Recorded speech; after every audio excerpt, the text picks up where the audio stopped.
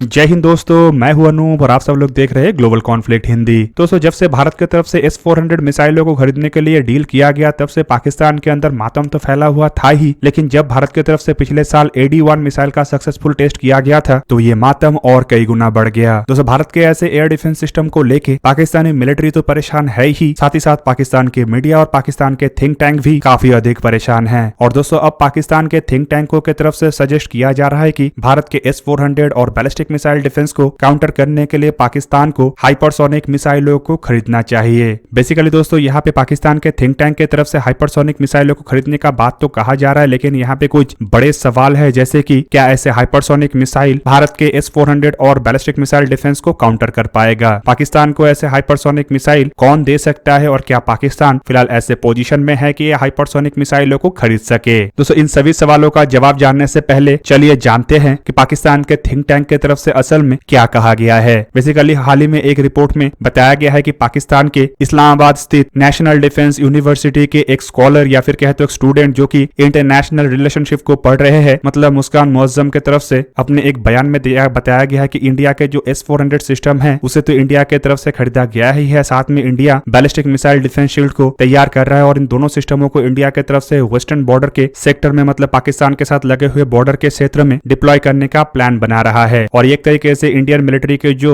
Aggressive posture है उसे भी दर्शाता है और साथ ही साथ ये आने वाले समय में इंडियन मिलिट्री को और एग्रेशन दिखाने को लेके एनकरेज करेगा। दोस्तों, उनके तरफ से ये भी दावा किया गया है कि भारत के ऐसे एग्रेशन को काउंटर करने के लिए या फिर कहते हो भारत के S-400 और बैलिस्टिक मिसाइल डिफेंस शील्ड को काउंटर करने के लिए पाकिस्तान को अब हाइपरसोनिक क्रूज मिसाइल और हाइपरसोनिक ग्लाइड व्हीकलों को हासिल करने को लेकर तैयारी करना चाहिए। उनके द्वारा अपने बयान में यह भी बताया गया है कि S-400 सिस्टम एक ऐसा सिस्टम है जो भारत के अंदर रह के ही पाकिस्तान के एयर स्पेस के अंदर पाकिस्तान के एयरक्राफ्टों को मार सकता है। वहीं पे अगर S-400 के मोबाइल बैटरीज को निशाना बनाने के लिए पाकिस्तान की तरफ से अपने बैलिस्टिक मिसाइलों का इस्तेमाल किया जाता है तो ये भी मुश्किल है, क्योंकि भारत की तरफ से इसे इंटरसेप्ट करने के लिए बैलिस्टिक मिसाइल डिफेंस शील्ड का डिप्लॉयमेंट किया जाएगा और ये पाकिस्तान के लिए आने वाले समय में एक तरीके से मुश्किलें बढ़ाएगा। दोस्तों, उनके द्वारा इसे भारत के जहां पे मिलिट्री एग्रेशन बताया गया तो वहीं पे पाकिस्तान का जो हर दिन का रोना धोना है, मतलब स्ट्रेटेजिक बैलेंस बिगड़ना और इस रीजन के लिए खतरा, उस चीज को भी दोहराया गया। पर दोस्तों, ये जो मुस्कान मुअज्जम है उनके तरफ से इन चीजों का सजेशन तो दिया गया, लेकिन आपके जानकारी के लिए बता दूं कि हाइपरसोनिक क्रूज मिसाइल हो या हाइपरसोनिक ग्लाइड व्हीकल, इन्हें भी काउंटर करने के लिए भारत की तरफ से अपने बैलिस्टिक मिसाइल डिफेंस शील्ड के अंतर्गत काम किया जा रहा है। बेसिकली भारत अपने बैलिस्टिक मिसाइल डिफेंस शील्ड को इस तरीके से बना रहा है कि ये फ्यूचर के लगभग हर तरह के खतरे को न्यूट्रलाइज कर सके। मतलब हाइपरसोनिक मिसाइल भी आने वाले समय में पाकिस्तान को बचा नहीं पाएगा। क्योंकि दोस्तों, ये मैं इसीलिए नहीं कह रहा हूँ क्योंकि भारत इन सिस्टमों का डेवलपमेंट कर रहा है, बल्कि अगर देखा जाए तो S-400 सिस्टमों को लेकर भी रशिया का इसी तरीके का दावा है और रशिया ये कहता है कि S-400 सिस्टम हाइपरसोनिक मिसाइलों को काउंटर करने में सक्षम है। जबकि दूसरी तरफ अगर देखा जाए, यहाँ पे जो दूसरा बड़ा सवाल है वो है कि पाकिस्तान को ऐसा सिस्टम कौन देगा। फिलहाल अगर देखा जाए तो दुनिया में कुछ ही ऐसे देश है जो हाइपरसोनिक मिसाइल या हाइपरसोनिक ग्लाइड व्हीकलों के ऊपर काम कर रहा है। ऐसे देशों में सबसे आगे नाम है रशिया का, जबकि इसके अलावा अमेरिका, चाइना और भारत शामिल है। रशिया की तरफ से तो अपने हाइपरसोनिक ग्लाइड व्हीकल के साथ साथ अपने हाइपरसोनिक मिसाइलों का डेवलपमेंट भी किया जा चुका है और हाइपरसोनिक मिसाइल अपने बेड़े में रशिया की तरफ से शामिल भी किया जा चुका है। अमेरिका ने भी हाइपरसोनिक ग्लाइड व्हीकल का सक्सेसफुल परीक्षण कर चुका है और उसके बाद अमेरिका अब हाइपरसोनिक मिसाइलों को डेवलप कर रहा है। चाइना की तरफ से भी हाइपरसोनिक ग्लाइड व्हीकलों को परीक्षण करके इसे अपने बेड़े में शामिल किया गया है और चाइना अब तक हाइपरसोनिक मिसाइलों का डेवलपमेंट नहीं कर पाया है, लेकिन माना जा रहा है कि चाइना ऐसे मिसाइलों के ऊपर काम कर रहा है और जल्द ही तैयार कर लेगा। भारत की तरफ से भी सक्सेसफुली हाइपरसोनिक ग्लाइड व्हीकल का टेस्ट किया जा चुका है और भारत इसे और सुधार के आने वाले समय में और अधिक अतिरिक्त टेस्ट करने का तैयारी कर रहा है। जबकि भारत की तरफ से हाइपरसोनिक मिसाइल के रूप में ब्रह्मोस मिसाइल, इवन स्वदेशी मिसाइलों के ऊपर भी काम किया जा रहा है। जबकि इसके अलावा दुनिया में और भी कुछ देश है जो ऐसे मिसाइल और हाइपरसोनिक ग्लाइड व्हीकलों के ऊपर काम तो कर रहा है, लेकिन उनके तरफ से अब तक सक्सेसफुली परीक्षण या फिर परीक्षण का शुरुआत नहीं किया गया है। और उस ऐसे देशों में रशिया तो पाकिस्तान को हाइपरसोनिक मिसाइल देने वाला है नहीं, जबकि अमेरिका भी ऐसे टेक्नोलॉजी पाकिस्तान को नहीं देगा। बचा एक देश चाइना, जो शायद पाकिस्तान को ऐसे मिसाइल दे, लेकिन इसके लिए पहले चाइना को अपने बेड़े के लिए मिसाइल को तैयार करना पड़ेगा और उसके बाद शायद कुछ साल के बाद पाकिस्तान को ऐसे मिसाइल चाइना दे। हालांकि दोस्तों, चाइना के अलावा पाकिस्तान के पास कोई और रास्ता इसलिए भी नहीं है क्योंकि पाकिस्तान खुद अपने बलबूते पे इस तरीके के टेक्नोलॉजी को डेवलप करने का क्षमता नहीं रखता है। मतलब पाकिस्तान आने वाले समय में अगर हाइपरसोनिक मिसाइलों को अपने बेड़े में शामिल करने में सफल होता भी है तो उसके पीछे केवल मात्र चाइना ही होगा। पाकिस्तान के बेड़े में आने वाले समय में हाइपरसोनिक मिसाइल चाइनीज मिसाइल ही हो सकता है। दोस्तों, एक बार हम लोग मान लेते हैं कि चाइना पाकिस्तान को हाइपरसोनिक मिसाइल दे रहा रहा है। पर यहाँ पे जो सबसे बड़ा सवाल है वो है पाकिस्तान इसे खरीदने के लिए पैसा कहां से लाएगा। दोस्तों चाइना कभी भी पाकिस्तान को ऐसा कोई हथियार नहीं दिया है जो संपूर्ण फोकट में हो, मतलब फ्री में तो चाइना कभी किसी को अपना कबाड़ तक नहीं देता है। चाइना कुछ ना कुछ पाकिस्तान से लेगा, और अगर पैसे का बात कहा जाए तो पाकिस्तान फिलहाल पैसे देने का कंडीशन में तो है नहीं, क्योंकि जो अपने देश को चलाने के लिए इधर उधर दर बदर भटक रहा है और कटोरा लेके हाथ फैला रहा है। और पाकिस्तानी मीडिया का ये कहना है कि पाकिस्तान किसी भी वक्त डिफॉल्ट हो सकता है, जबकि दूसरी तरफ अगर देखा जाए तो पाकिस्तान के अंदर लगभग सभी चीजों का महंगाई दर जो है वो आसमान छू रहा है, और पाकिस्तान के अंदर तो फिलहाल आटा तक नहीं मिल रहा है। ऐसे में अगर कोई दावा करता है कि पाकिस्तान किसी अन्य देश से हथियारों को खरीदेगा तो दोस्तों ये दावा करने से पहले उसे पाकिस्तान के मीडिया को ही देख लेना चाहिए, क्योंकि पाकिस्तानी मीडिया में फिलहाल जो चर्चा है वो तो गेहूं खरीदने को लेके और सब्जी खरीदने को लेके है, और इसे खरीदने के लिए भी पाकिस्तान के पास जहाँ पे पैसा नहीं है तो वहीं पे पाकिस्तान हथियार कहां से खरीदेगा। दोस्तों ये जो मोहतरमा मुस्कान मौजम है उन्हें इस तरीके के दावे करने से पहले अपने इकोनॉमी को देख लेना चाहिए और एक बार सही ढंग से सोच लेना चाहिए कि पाकिस्तान क्या ऐसे हालत में है कि ये मिसाइलों को परचेस कर पाए। वहीं पे दोस्तों ये बात अलग है कि इस मिसाइल को खरीदने को लेके या मिसाइल को हासिल करने को लेकर पाकिस्तान के द्वारा अगर अपने किसी एक शहर को बेचा जाता है या फिर अपने किसी एक प्रोविंस को बेच दिया जाता है तो ये अलग बात है, क्योंकि पाकिस्तान इससे पहले भी ऐसा कर चुका है और कर्ज उतारने के लिए इवन कायदे आजम के नाम पे बने हुए पार्क को भी गिरवी रख दिया है। पाकिस्तान के एयरपोर्ट से शुरू करके पाकिस्तान के हाईवेज, इवन पाकिस्तान के रेडियो से शुरू करके पाकिस्तान के कई तरीके के नेशनल प्रेस्टीज कहे जाने वाले बिल्डिंग्स को भी पाकिस्तान की तरफ से गिरवी रखा जा चुका है। पाकिस्तान के विदेश में स्थित एम्बेसीज को बेचा जा रहा है, और दूसरी तरफ अगर देखा जाए तो पाकिस्तानी मीडिया में तो ये भी चर्चा किया जा रहा है कि जो लोन है उसे पाकिस्तान की तरफ से डिफॉल्ट कर दिया जाए, मतलब बता दिया जाए कि इसे पाकिस्तान चुका नहीं पाएगा। हालांकि दोस्तों अगर देखा जाए तो इस दरमियान पाकिस्तान के जो मिलिट्री है उसके अकाउंट लगातार बढ़ते जा रहा है। इवन पाकिस्तान के पूर्व आर्मी चीफ अपने टर्न ईयर के अंदर बिलियनियर्स बन गए। पर दोस्तों इन चीजों को छोड़ते हुए अगर भारत को देखा जाए तो भारत फिलहाल पाकिस्तान जैसे देश के थ्रेट को न्यूट्रलाइज करने के लिए या फिर कहे तो थ्रेट को काउंटर करने के लिए जो तैयारी कर रहा है उसके अंतर्गत ऑलरेडी फेज 1 के बैलिस्टिक मिसाइल डिफेंस शील्ड को तैयार किया जा चुका है, और फेज 2 के जो बैलिस्टिक मिसाइल डिफेंस शील्ड है उसके अंतर्गत बनाए जाने वाले पहला मिसाइल मतलब AD-1 का परीक्षण पिछले साल ही किया जा चुका है। AD-1 एक ऐसा इंटरसेप्टर मिसाइल है जो कि लो एक्सो एटमोस्फियर में और एंडो एटमोस्फियर में टारगेटों को निशाना बना सकता है। ये लॉन्ग रेंज के मिसाइलों को मतलब लॉन्ग रेंज के बैलिस्टिक मिसाइलों को निशाना बनाने में सक्षम है। तो वहीं पे दोस्तों भारत की तरफ से इसके नेक्स्ट वर्जन मतलब AD-2 के ऊपर भी काम किया जा रहा है, जो इससे भी अधिक रेंज में टारगेटों को निशाना बना पाएगा और 3000 से लेकर 5500 किलोमीटर रेंज के जो इंटरमीडिएट रेंज बैलिस्टिक मिसाइल है उसे भी लंबे दूरी से तबाह कर पाएगा। मतलब एक तरफ जहां पे पाकिस्तान दिन ब दिन कंगाल होने के कगार पे जा रहा है तो वहीं पे भारत दिन ब दिन अपने ताकत में बढ़ोतरी कर रहा है, और खाली बढ़ोतरी करने के लिए भारत के द्वारा पैसा नहीं खर्चा किया जा रहा है बल्कि इसके अलावा दिमाग भी खर्चा किया जा रहा है। मतलब भारत टेक्नोलॉजिकली भी अपने हथियारों को अपने बलबूते पे बना रहा है। वहीं पे दोस्तों पाकिस्तान जो हाइपरसोनिक ग्लाइड व्हीकल और हाइपरसोनिक मिसाइलों को हासिल करने का सपना देख रहा है उसके ऊपर भी भारत काम कर रहा है। भारत की तरफ से डेवलप किया जाने वाला हाइपरसोनिक ग्लाइड व्हीकल का नाम है हाइपरसोनिक टेक्नोलॉजी डेमोन्स्ट्रेशन व्हीकल, जो कि साल 2020 में ही भारत की तरफ से पहली बार परीक्षण किया जा चुका है। वहीं पे इसके अलावा भारत अपने हाइपरसोनिक क्रूज मिसाइलों के ऊपर काम कर रहा है, और ब्रह्मोस 2 के रूप में शायद भारत को अपना पहला हाइपरसोनिक क्रूज मिसाइल मिलेगा जो मार्क 8 के रफ्तार में उड़ान भर सकेगा और करीबन 1000 किलोमीटर दूर तक टारगेटों को निशाना बना सकेगा। और दोस्तों इससे ही आप लोगों को अंदाजा लग गया होगा कि पाकिस्तान और भारत के बीच में कितना अंतर है और पाकिस्तान कौन से कंडीशन में और भारत फिलहाल कहां से कहां पहुंच चुका है। दोस्तों ये था आज का वीडियो। अगर आपको वीडियो अच्छा लगा तो लाइक कीजिए और मेरे चैनल को सब्सक्राइब कीजिए और साथ में बना हुआ बेल आइकन को भी प्रेस कर दीजिए ताकि आप मेरा वीडियो देख पाए सबसे पहले। जय हिंद।